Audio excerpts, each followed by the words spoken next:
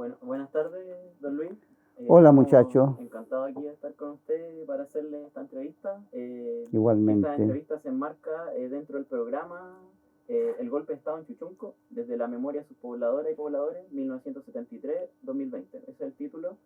Y es parte del programa Memorias de Chuchunco del Departamento de la Universidad de Santiago de Chile. Muy bien. Nos gustaría partir, don Luis, preguntándole, o sea, pidiéndole que se pudiera presentar. ¿Cómo se presentaría usted? Ya. Bueno, mi nombre es Luis Morales Herrera, tengo 75 años, casado, tuvimos 3 hijas y un varón. Cumplimos ya 53 años de casados, los mismos que tenemos acá viviendo en la Robert Kennedy. Nosotros somos habitantes de Chuchunco, como decimos con mi señora, porque todo esto era el Fundo San José de Chuchunco, que abarca las poblaciones Robert Kennedy y Villa Francia. El nombre lo cambiaron después. Actualmente lo único que conserva ese nombre es el consultorio.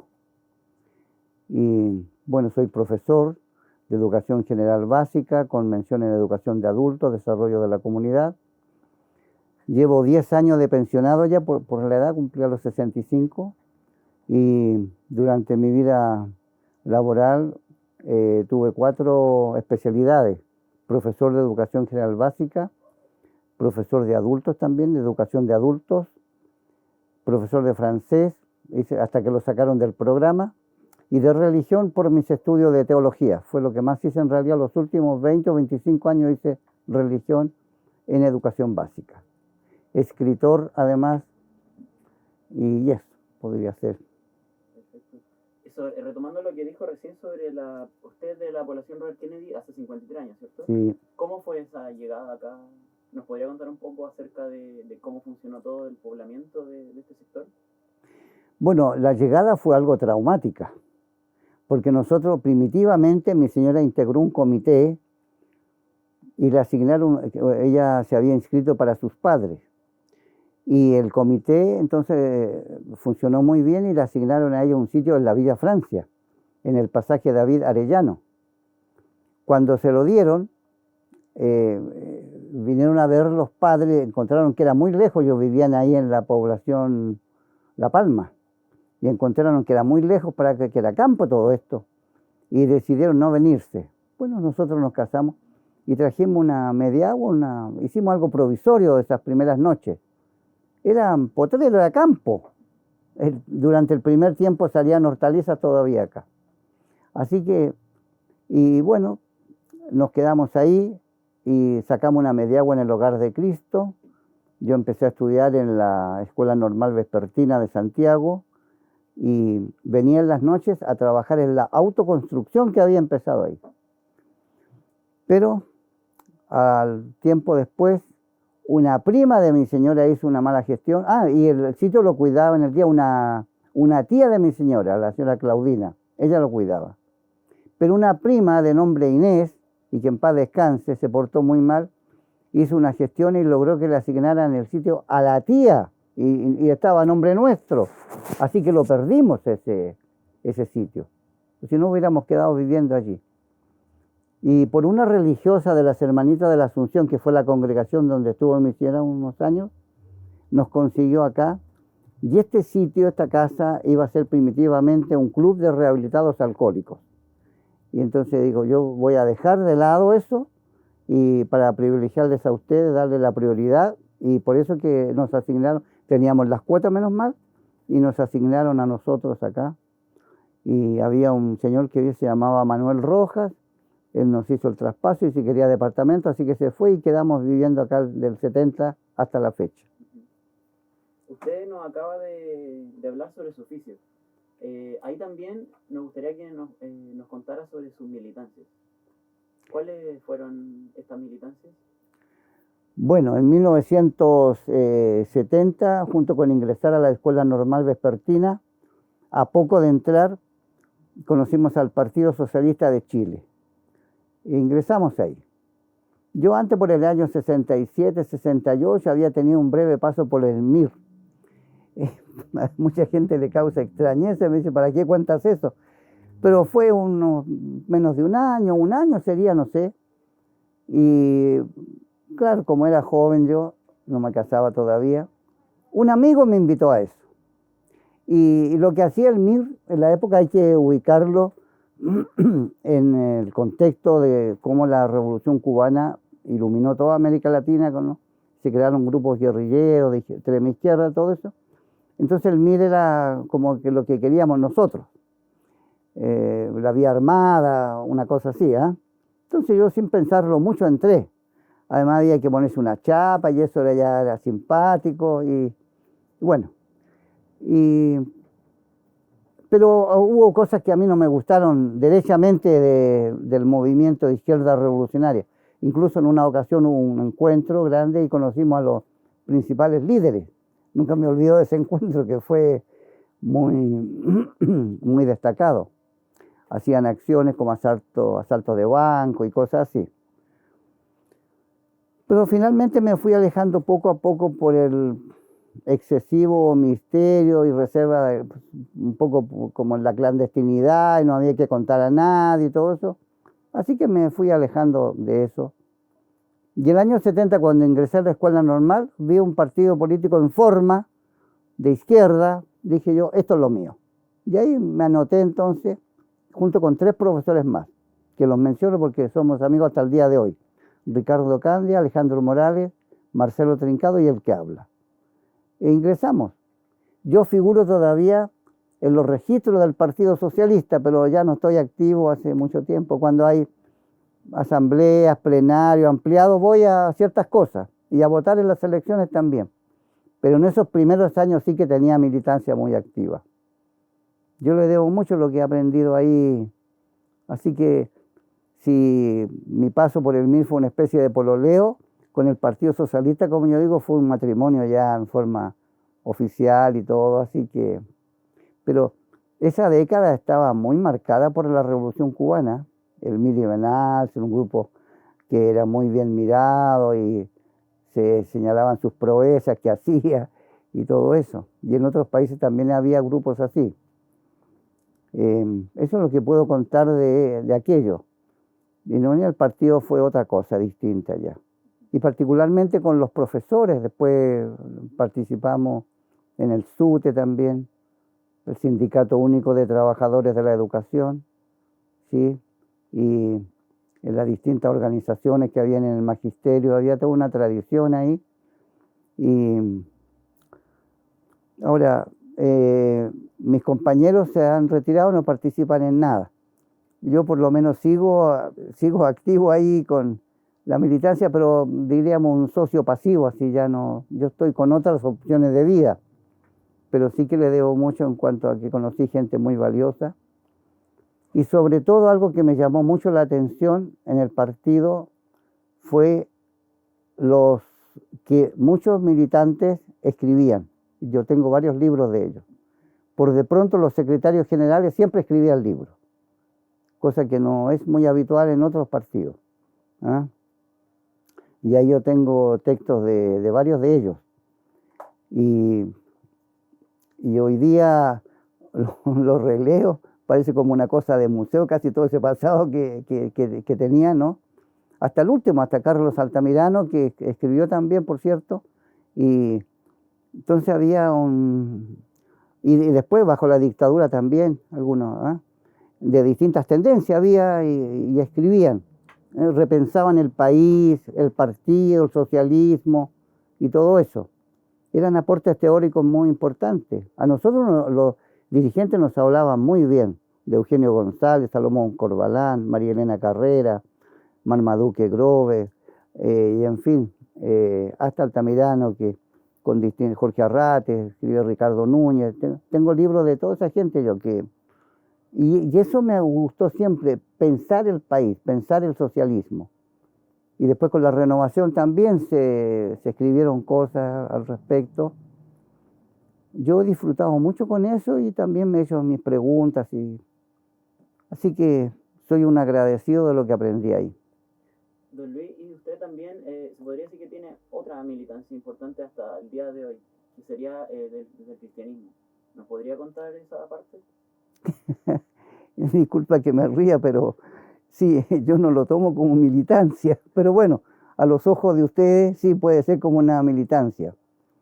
Yo participé activamente en política hasta por ahí por el año 75, después del golpe. Además, quiero decir que yo estuve, después del golpe militar, fueron a la escuela 470 de la población Huamachuco 1 en Renca, y nos detuvieron los 4 amigos, y fuimos a parar al Estadio Nacional. 12 días. Yo tengo las 3 condiciones y he sido prisionero político, exonerado y relegado. Pasé por todo eso. Y bueno, pero el año 76 he conocido a un personaje, a un jesuita español, José Joaquín Alemany. Y este hombre vino a hablar, a dictar unas charlas aquí a la iglesia de San Francisco sobre un teólogo alemán, Dietrich Bonhoeffer. Y a mí me invitó otro jesuita, subdirector de la revista Mensaje, de nombre Arturo Gaete, y fui.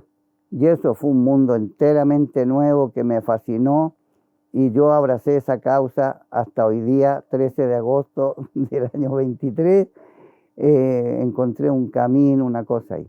Entonces he procurado estar en ese mundo, pero sin olvidar los ideales que para mí fueron muy importantes.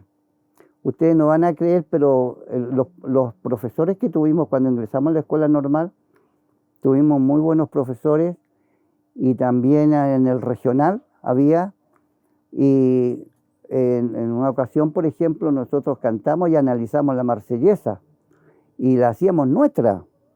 Y uno de los versos que más me llegó a mí, por lo menos a mis compañeros igual, dice: militantes puros y sinceros, prometamos jamás desertar.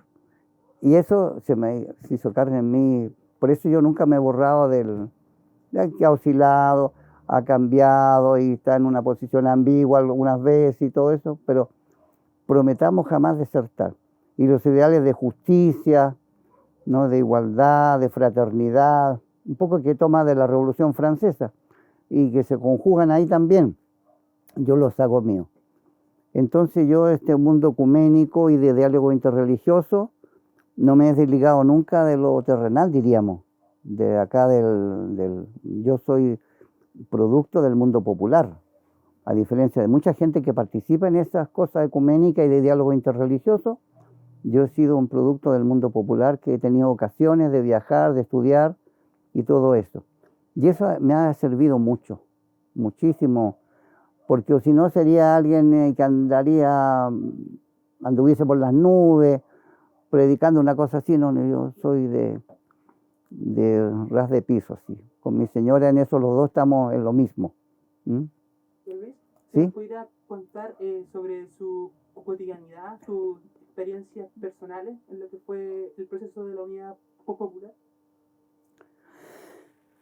Bueno, como le alcancé a decir la última vez que vinieron, lo más valioso para mí, porque ahora se están haciendo estudios y he visto varios documentales en YouTube sobre esto, ¿no? Fuimos parte de un sueño colectivo maravilloso.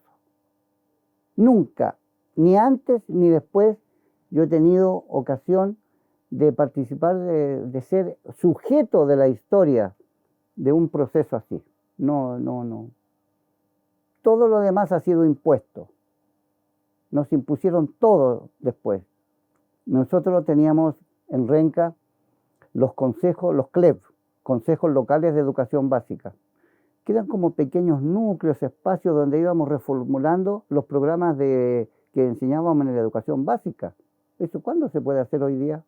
Entonces nosotros fuimos parte de un proceso, un gran sueño colectivo. Probablemente con toda seguridad no teníamos la visión que tienen hoy día los analistas, que se dieron cuenta que esto era un proyecto que iba a fracasar por la vía democrática. Nosotros abrazamos esta vía pacífica al socialismo, ¿verdad? Con empanada y vino tinto, como decía, pero eso lo hemos venido a examinar y a aquilatar muchos años después. Entonces, generosamente entregamos mucho tiempo a eso. En la escuela ya, y en el SUTE, en las reuniones que había, Y bueno, y toda la participación en marchas, mitines y concentraciones que habían toda la semana en ese tiempo, porque la verdad que se trabajaba poco, ¿ah? Hay que decirlo también, que se trabajaba, pero íbamos a grandes marchas. Así que nosotros estábamos como imbuidos en eso. Además, en el Partido Socialista, en el Congreso de La Serena, de Chillán, se estaba optando por una vía ya más extrema, ¿ah? La democracia burguesa no servía, entonces todo este episodio, toda esta marcha iba hacia posiciones, no había como términos medios. Para nosotros no era Salvador Allende la figura como central que debíamos haber admirado, sino que otros líderes. Pero, como quiera que sea, al calor de la Marsellesa, ¿no? Y del Venceremos, que lo tengo en ese cuadro que está a espaldas tuyas ahí, ese canto, ese himno, el Venceremos, si tú lo cotejas con, por ejemplo, con el Sermón de la Montaña que tiene Jesús, es muy similar. Esos grandes anhelos de justicia social. Eso, yo en lo personal nunca me he apartado de esos grandes. A mí me han ofrecido, por ejemplo, y después mis hijas que salieron de acá, papá, ¿por qué no te vas a ir allá a otra parte? Cámbiate de aquí. No. Y con mi señora hemos estado siempre aquí. Entonces encontramos en este proceso de la unidad popular una vía, un canal para entregar lo mejor que nosotros teníamos. No me arrepiento yo en nada de eso. Yo me veía muy poco acá porque en la escuela normal era vespertina, así que llegaba tarde. Y bueno, pero así fue. De principio hasta el final fue esa entrega con generosidad que yo nunca más he podido tener, y ni creo que ya a esta altura vaya a haber un proceso diferente, ¿no? O similar a quién, quiero decir. Bueno, y enlazado en esa experiencia, ¿nos podría contar qué es lo que sucedió en Chuchunco durante la unidad popular, a nivel más territorial? Bueno, pasaba poco aquí en realidad porque por mis estudios y mi trabajo allá, pero lo que yo más trabajé aquí fue en el abastecimiento directo, organizando los pobladores. Di también algunas charlas sobre la ENU, la Escuela Nacional Unificada. Aquí un ambiente más bien de centro izquierda, por acá, pobladores que venían de Los Nogales, de la Javiera Carrera, de La Palma, de Gabriela Mistral, hay gente por acá. Entonces, eso fue la población se estaba organizando, porque Robert Kennedy viene por etapas. Hay una etapa más antigua, 68 por ahí, que viene de 5 de abril con la Reja por ahí, se viene poblando por acá. Está la Villa Coraví también, todo eso. La Villa Brasil, o los Carmelitas, y se viene prolongando por acá hasta la Villa Francia. Es por etapas.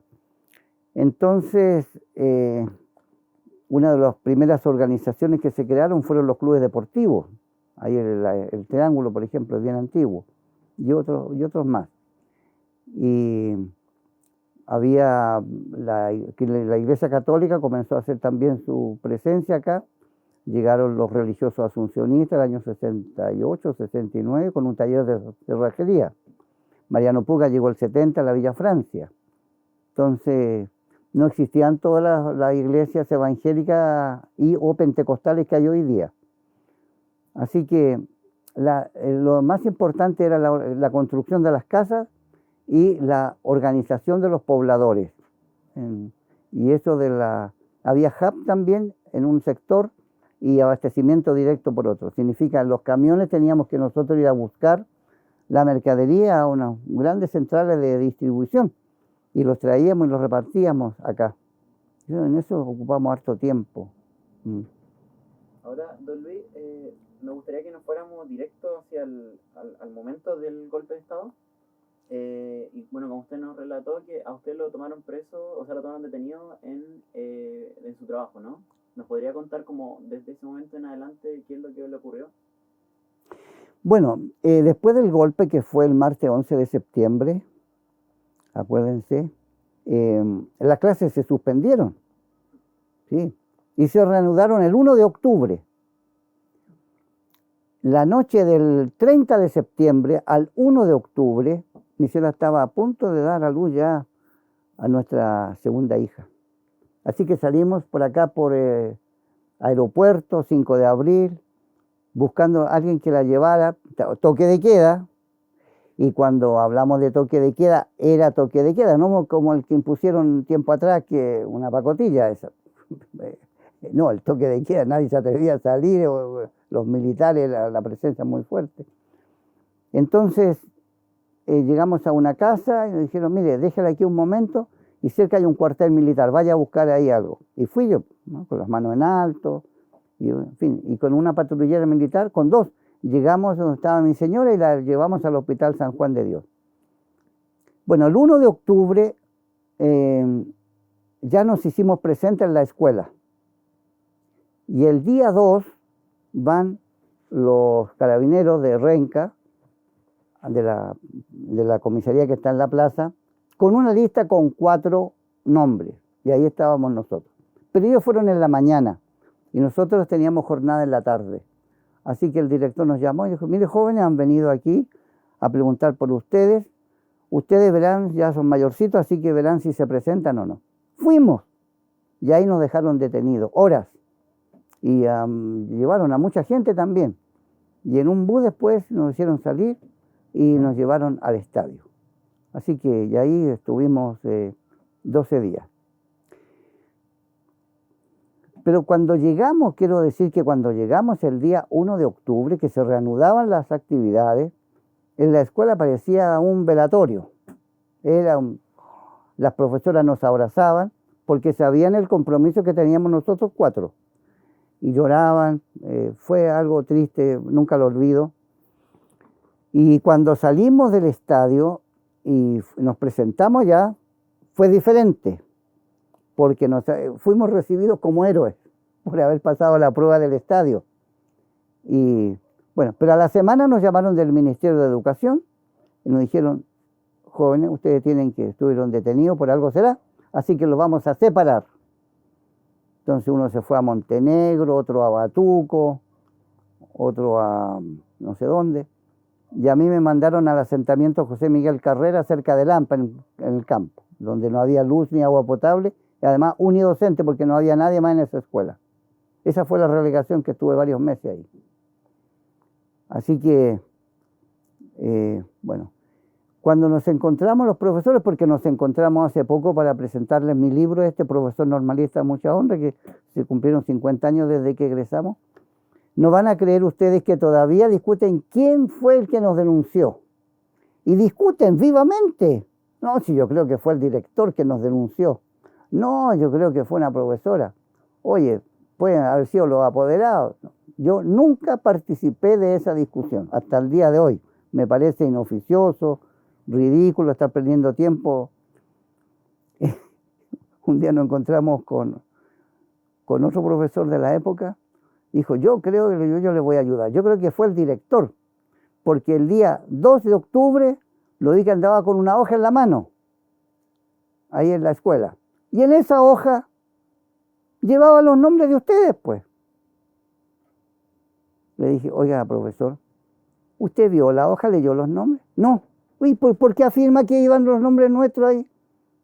¿No cree que es muy burdo eso? Pero él tiene esa versión, ha tenido 50 años. No sabemos quién, pero nuestro compromiso político era muy notorio y sabíamos. Ahora, dentro de los cauces legales, claro, no había, nunca fuimos a poner bombas ni nada de eso. Hacíamos educación de alfabetización en el plan de educación de adultos y nos quedábamos en la noche. Teníamos contacto con las organizaciones ahí en la Huamachuco y todo eso. No había nada reprochable, dijéramos, que pudieran. En el fondo, fuimos apresados y llevados al estadio por nuestra seda, por haber apoyado al gobierno de la Unidad Popular. Y usted como poblador acá, ¿cómo se vivió el 11 de septiembre y los días posteriores dentro de acá del Chuchunco? Una verdadera tragedia. Aquí era la noche misma del 11, fuimos donde una vecina que tenía televisión, un televisor en blanco y negro, por supuesto, y vimos a los 4 de la Junta. No sé si ustedes han visto esas imágenes, donde dan a conocer habla Pinochet, habla Merino, habla Lee, y ese Gustavo Lee así que dice que hay que extirpar el cáncer marxista y pone una cara de odio así de... No, ese ha sido... Si hay un momento triste, tristísimo diría yo, de lo que significó, o mostrar una imagen de lo que significó el corte brusco de todo un sueño, esas imágenes van a quedar ahí para toda la vida porque es un corte, ya lo digo, un golpe doble, un golpe de Estado, pero a nuestra conciencia, a nuestros ideales también. Se derrumbó todo.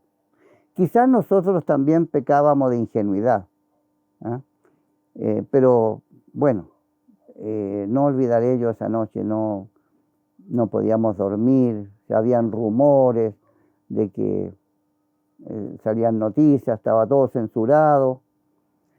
Yo no sé cómo hemos logrado sobrevivir todos esos primeros días. Teníamos ya una hijita, Andrea, que era la mayor, y mi señora estaba embarazada, así que le afectó, se le ha secado la leche después que nació la niña en esas condiciones el 30 de septiembre.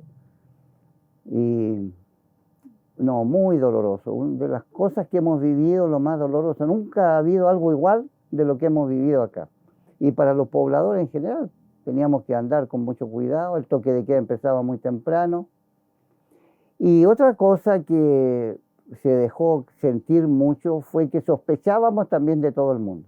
El día 11 yo tenía lleno de carteles de candidatos socialistas fuera de mi casa, porque toda la gente ponía carteles. Así que yo temprano, cuando ya supe, me trepé ahí en una escalera y los saqué todos que tenía. Pero fácilmente algún vecino podía haberme denunciado y haber venido acá. Yo no quemé un papel, nada. Cuando vino el profesor Marcelo Trincado, que vive cerca, a decirnos que, porque yo en ese tiempo era más dormilón que ahora, pues yo a los últimos años madrugo, pero en ese tiempo era más dormilón. Y como nos acostábamos tarde, oye, me dice, ¿has escuchado las noticias? No, ¿qué pasa? El golpe de Estado. Así que él trajo sus libros y ahí, en este pasillo para venir acá, eran unas piezas de madera que había, sacamos las tablas, hicimos una especie de fosa y envuelto en plástico grande guardamos los principales libros que teníamos de marxismo, de socialismo, todo eso. Y ahí estuvieron unos años.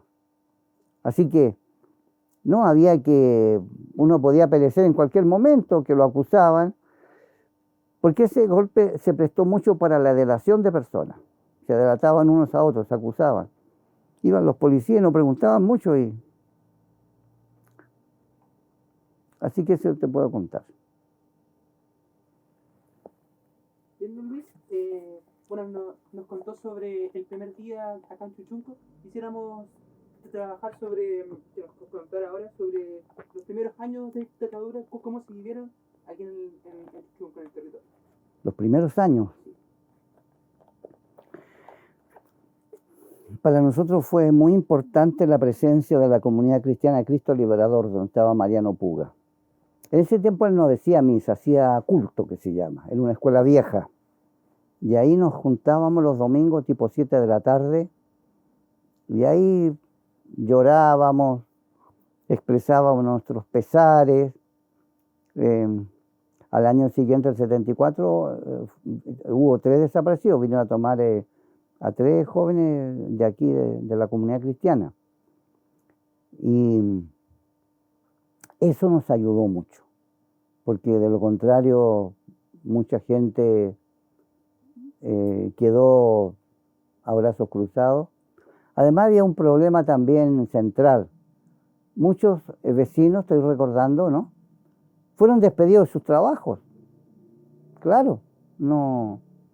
Otros tantos no se presentaron porque integraban un sindicato, eran declaradamente de izquierda. ¿Qué iban a hacer ahí? Suponían que lo iban a echar igual. Entonces no se presentaron. Hubo hambre, escasez. Bueno, no escasez hasta por ahí porque aparecieron los productos. Acuérdense que la Unidad Popular, la derecha, creó el mercado negro. Entonces aparecieron todas esas cosas, pero no había dinero para comprar. Fue un periodo muy difícil. Día a día, hora a hora, tuvimos que levantar cabeza, reorganizarnos, esconder las cosas. Mi señora me decía, pero mira lo que encontré por aquí, habían revistas. No tenía una biblioteca tan grande como esta, pero habían publicaciones, la mayoría eran de izquierda. Y bueno, íbamos guardando, ya estaba ahí, pusimos las tablas encima de ese fosa que hicimos, y que si nos encontraban eso, capaz que hubiéramos sido fusilados aquí, anda a saber tú qué pasaba. El rearme, diríamos, fue muy lento, muy difícil, con mucha sospecha. A mí años después le dijeron a mi señora, oye, vamos a acusar a tu marido, a su marido. ¿Y por qué? Porque él practica armas. No sé de dónde sacaron que yo practicaba armas. Y aquí armas nunca tuve. Llorando, mi señora fue donde Mariano Puga, que vino acá, y consoló, pero menos mal que no pasó a mayores. Pero yo recuerdo vecinos que fueron despedidos, otros que no se presentaron más. Encontrar trabajo fue algo muy difícil. Estábamos empezando una dictadura que nadie tampoco pensaba que iba a durar tanto en el tiempo. No, eso no estaba en los cálculos de nadie. Bueno, así fue. Bien. Y en los años 80, ¿se reconoce algún tipo de organización de resistencia de este rearme que comienza a hablar usted? Yo creo que en los años 80, sí, yo no participé directamente en esas cosas, pero en la Villa Francia sí, no en Robert Kennedy. Aquí hay dos poblaciones profundamente divididas. Pero ahí siempre han tenido un acento de izquierda y de más a la izquierda todavía. Hay que decir lo que quede ahí clarito, porque han marchado por 50 años estas dos comunidades totalmente separadas, pero son muy distintas. Y ahí, en la Villa Francia, sí, pero si hay una palabra, hay dos palabras que han sonado durante años hasta el día de hoy, que es lucha y resistencia. Claro, los hermanos Vergara, por ejemplo, que no eran de la Villa Francia, eran de la Villa José Cardán, pero venían a hacer un trabajo acá, ellos cayeron después acribillados, Rafael y Eduardo. Le dio también un aura de, ¿no es cierto?, de que era todo combativo. Había un grito cuando había manifestaciones, ¿no? ¿Quién lucha con arrogancia? Villa Francia, decía. Hasta el día de hoy yo recorro las calles semanalmente, no es que ande sin nada que hacer, a los servicios que voy, entonces tengo que pasar por las calles, me conoce la gente también y veo los rayados que hay, insisten en estas dos, ¿no? La resistencia y la lucha. Quedó eso metido en la conciencia de la gente. Mariano también contribuyó un poco a crear eso, invitaba gente a dar charlas, y esto hace poco, hace unos par de años, antes que muriera, un poco, y murió hace 5 años, o sea, 3 años y medio que ya lleva, y un día me dice mi señora, vamos que viene un joven de la universidad tanto a dar una charla. Ya, fui, había una buena asistencia, buenas noches, buenas. Yo voy a hablar hoy día, dijo, de evangelio y resistencia. Evangelio y resistencia, Dios mío. No me gustó nada eso, pero esa palabra está muy metida, ¿no? Como la resistencia al capital, al capitalismo, a la burguesía, es todo ahí. Y esa comunidad está como, Cristo Liberador está como traspasada por ese lenguaje de la lucha, del combate, y eso me llama mucho la atención. Y bueno, yo recuerdo, pues estoy recordando escenas, ¿ah? Cuando se creó cuando se crearon las primeras organizaciones que no eran de izquierda propiamente. ¿Cómo es que se llamaba una? Algo así como el Acuerdo Nacional, no era ese el nombre, pero un poco con gente de centro, que algunos de izquierda, fueron creando como pequeñas organizaciones para hacer algo en el país, ¿no? Una cierta apertura después de la protesta del 82, 83 que hubo, ¿no? Entonces eran, por estos jóvenes que eran en ese tiempo, fulminados esos intentos de... Entonces siempre había la tendencia a una lucha. La palabra lucha es algo que la tienen muy internalizada. Yo creo que si uno conversa con la gente a ver qué tipo de lucha y cómo luchar y todo, ¿no? Tampoco la pueden explicar mucho, no sé. Y los rayados entonces así lo indican. Están todos en esas, las brigadas que vienen. Igual son bonitos los motivos que lo hacen, todo eso. Pero hay esa tendencia por ahí muy claramente a la izquierda y más a la izquierda. Hasta del camarada Gonzalo, ahí del Sendero Luminoso, tienen también ahí unas palabras de él, y del fusil y de la lucha. Ha quedado como en el imaginario de la gente, pero estoy recordando la semana del detenido desaparecido. Nosotros tuvimos activa participación en esa comunidad, con responsabilidades.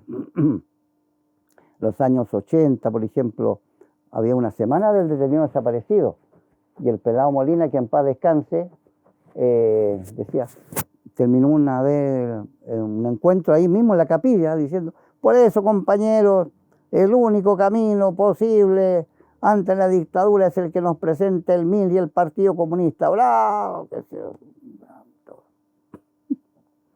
Había mucho sectarismo. Me recuerdo también que cerca de aquí, en Yelchocón, Las Estepas, o como se llama ahora Cura Mariano Obrero, llegaron del Partido Humanista y arrendaron la sede un tiempo y pusieron unos rayados de flores y cosas como eran los humanistas en ese tiempo. Una noche los asaltaron y le pusieron el cuchillo en el cuello ahí y le dieron 24 horas para partir de ahí. Y nosotros conversamos con uno de los que fue afectado por eso y se tuvieron que ir. Entonces se dan ese tipo de situaciones que son lamentables, porque en lugar de unir, estaban dividiendo. Hasta el propio Mariano también salía con su... Porque él estuvo 10 años y se fue, hizo un largo recorrido y volvió después de más de 30 años. Y volvió creyendo que era el tiempo ese de la dictadura, entonces se mandaba unos discursos ahí, bien políticos, detrás del altar y cerca de la consagración, lo que era mucho. Entonces ha quedado en el imaginario esto de la lucha y la resistencia, en los escritos, los panfletos, los escritos de los hermanos Vergara, de la Luisa, del Manolo, los jóvenes que tomaron el elefante blanco, ahí también. Entonces siempre hablan involucran en esos dos términos, lucha, ¿no? y resistencia. Pero la realidad ha ido diciendo que no va por ahí el camino de lucha ni de resistencia. Siempre hay resistencia, claro, hay resistencia a algo malo, pecaminoso, todo eso, uno tiene una resistencia a eso. Pero esa obsesión por la lucha, yo al menos no la comparto, no veo, a esta altura ya estoy viejo también como para ir a la lucha, pero algún tiempo cuando joven lo pensé, pero a esta altura no. Entonces ahí ha sido muy dificultoso el diálogo. Me recuerdo una vez que tuvieron una idea muy buena, hacer una convocatoria a todas las organizaciones sociales que había en la Villa Francia, porque acá no hay, pero no la invitaron. Y llegaron ahí, al Centro Obispo Alvear, me acuerdo. Pero llegaron como 2 o 3 nomás. Y decían, oye, pero hicimos una convocatoria abierta a todos los grupos, centros culturales, juntas de vecinos, clubes deportivos, todo. Organismos vivos de la comunidad que se llama de la población. Y llegaron muy pocos. Y se conjeturaban por qué llegó tan poca gente a esa convocatoria. Y al final con los pocos que habíamos, uno de los que fue, dijo, yo creo que por la convocación, porque ustedes pusieron quiénes eran los que convocaban, y ya eso originaba anticuerpos, así que no fueron. Y después ya no se volvió a intentar. Don Luis, le quería preguntar, desde la otra vereda también, ¿de qué manera la dictadura se instaló acá en el territorio? Hablando también de los 80, ¿de qué manera, como si hubo resistencia acá, es porque también estuvo la dictadura presente acá en el territorio? ¿De qué manera se permeó el régimen acá? Bueno, a través de la Junta de Vecinos, los dirigentes, no había elecciones por de pronto, se designaban, había soplones, había desconfianza mutua, nadie se atrevía a hablar de elecciones en los distintos organismos que había, recelábamos unos de otros, no había... Yo me acuerdo de la primera vez que se llamó a una protesta golpeando las cacerolas y la olla una noche. Eso fue, había que vencer muchos obstáculos para eso. Yo creo que se metió la dictadura más de lo que nosotros imaginamos. Y particularmente en la escuela, porque yo he trabajado en dos escuelas que están aquí en la población. La 277 Japón, que ahora se llama Palestina, y la 258 República de Francia, que está en la calle Laitec. Y bueno, ahí era el polo opuesto de lo que habíamos vivido antes en la Unidad Popular. Todo era impuesto, no teníamos derecho a nada prácticamente. Hicieron lo que quisieron con nosotros, nos hacían sentir muy mal. Las órdenes que llegaban eran perentorias, y los directores y directoras con un poder enorme, ¿no? Me acuerdo que hubo un acto en el Estadio Nacional y obligaron a ir al Estadio Nacional. Eso para mí fue tristísimo, me provocó una rebeldía muy grande porque yo había estado en el estadio. Y dieron un jugo capo, me acuerdo, a los niños para que fuéramos allá en buses, y si no íbamos ya quedaba anotado y era un despido seguro. Así que yo volví al estadio después de muchos años en esas condiciones. Y otra más grave todavía fue cuando vino a Chile Jorge Rafael Videla, el general argentino, para el abrazo de Maipú, que se conmemoraba no sé cuántos años. Era una fecha en grande, y entonces iba a venir el general Pinochet y se iba a dar un abrazo con Rafael Videla cerca del templo. Y ahí fue casi media escuela, eso nos llevaron en buses.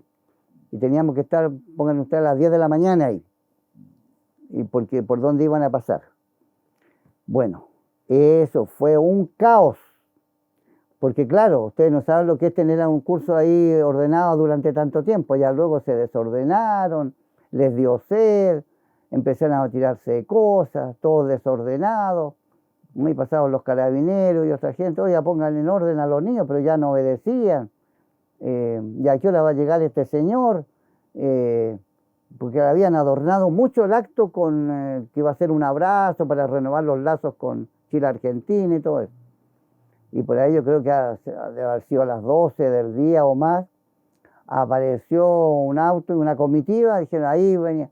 Y nosotros pensamos que y venía el general poco menos que en un auto descapotable, saludando, nada, venía con vidrios polarizados y todo, y pasó por 5 de abril hacia el templo, y después en otro Pinochet, nadie vio nada. Eso fue un fraude, ya un caos. Entonces nosotros los profesores estábamos muy sometidos acá. No, a todo nivel era, ¿eh? Todo jerárquico, todo... Es porque al calor de esta entrevista estoy recordando muchas imágenes. Las señoras de la Junta de Vecinos adquirieron un poder inusitado que no tenían de antes. Para prestar un local, se hacían de rogar, que para pasar la llave, interrogaban bien. No, fue eso, humillante. humillante todo lo que vivimos. Don Luis, sobre el proceso que viene después de vuelta a la democracia, ¿qué significó para usted esta vuelta a la democracia? Buena pregunta. Yo tuve una alegría. El 5 de octubre del 88, cuando ganó el no. Yo salí a celebrar aquí en la esquina, porque ya era el 88. Y se veía que ya la dictadura estaba ya mal, venía ya en decadencia y todo, ¿no? Y le habían dicho a Pinochet que no se presentara de candidato, que no quisiera estar más, pero él no hizo caso y escuchó otras voces y perdió. Ahí ganó el no, ¿se acuerda? Bien, y salimos a celebrar. Yo quiero decir responsablemente que para mí sí la alegría llegó. Hay muchos que lo niegan. Puede ser que a muchos niveles no llegó, pero yo sé que para numerosos pobladores que yo vi aquí en Aeropuerto con Yelcho, limpiamente, con banderas, con gritos, con canto, con luz, con una fogata que hicieron y todo, nos podíamos expresar después de tantos años que sí había sido posible ese triunfo. Eso nos dio confianza. Sé que a otros niveles no llegó la alegría y que después hicieron cosas indebidas y algunos se acomodaron. Es verdad, todas esas cosas. Ahí están los analistas que estudian todo eso, ¿eh? Pero rara vez se ponen en... incluso, voy a decir algo más todavía, es mal visto que alguien diga, sí, la alegría llegó, porque lo tratarán de no sé qué. Pero no se ponen en el lugar de los pobladores que sentimos toda la opresión. Estoy recordando que por aquí, mira, un día mi señora va a visitar a nuestra madrina con dos de nuestras hijas, por aquí unas cuantas cuadras más allá, y establecen el toque de queda muy temprano. Fue cuando Pinochet sacó a la calle no sé cuántos miles de militares, por ahí debe estar esa cifra. Eso fue una verdadera toma de la ciudad, como que hubiéramos estado en guerra. Y mi señora no llegaba, yo tuve que ir a buscarla y me la encontré varias cuadras más allá, que venía tiritando de miedo.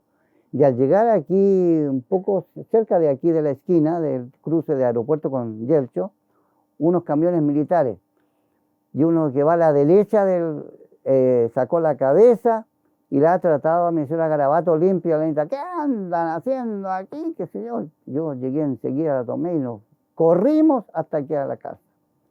No, eso fue humillante, y todas vimos varias veces carros militares, ¿no?, que circulaban por todas partes, y bueno, ya había que esconderse. Y luego el temor de los allanamientos también, que en cualquier momento podían allanar.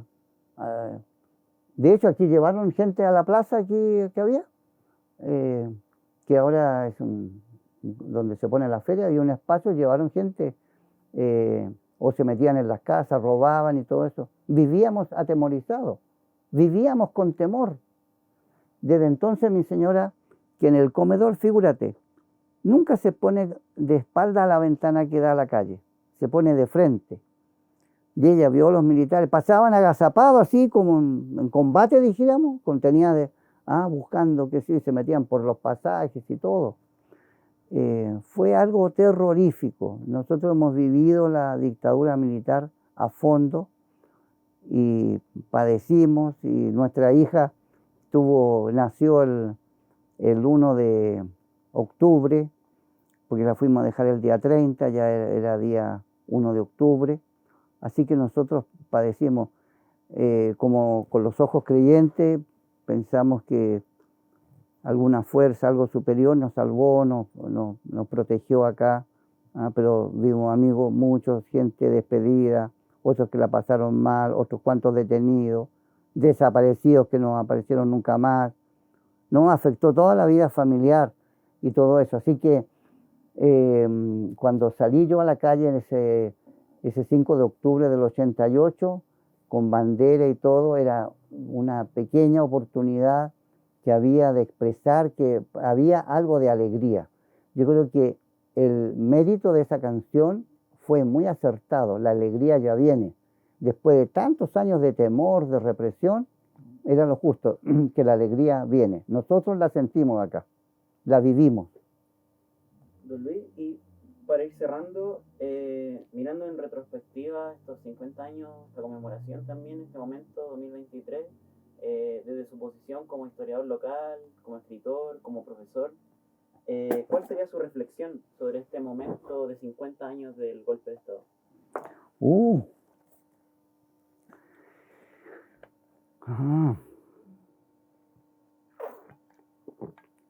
Mi reflexión.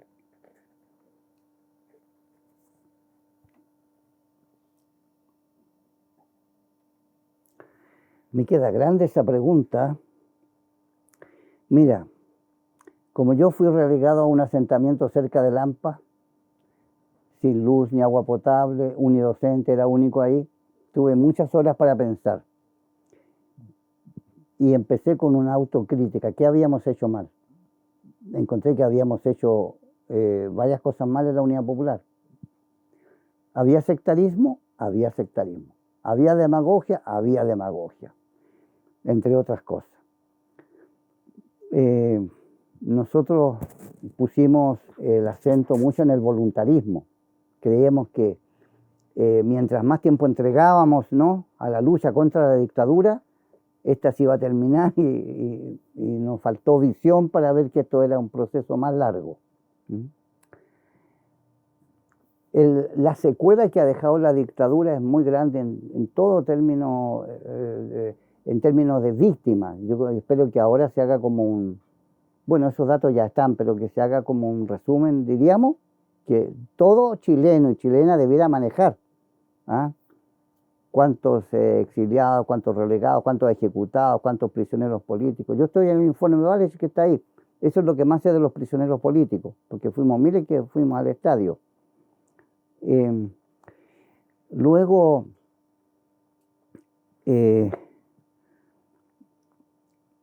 trabajar y pensar para un futuro mejor.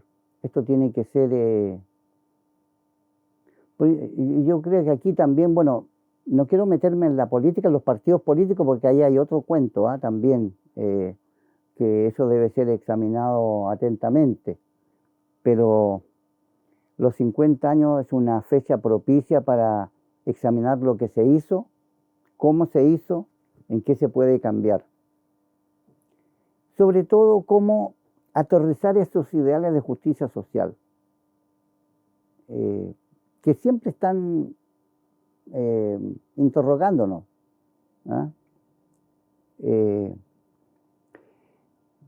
Y siento que hay muchas cosas al debe.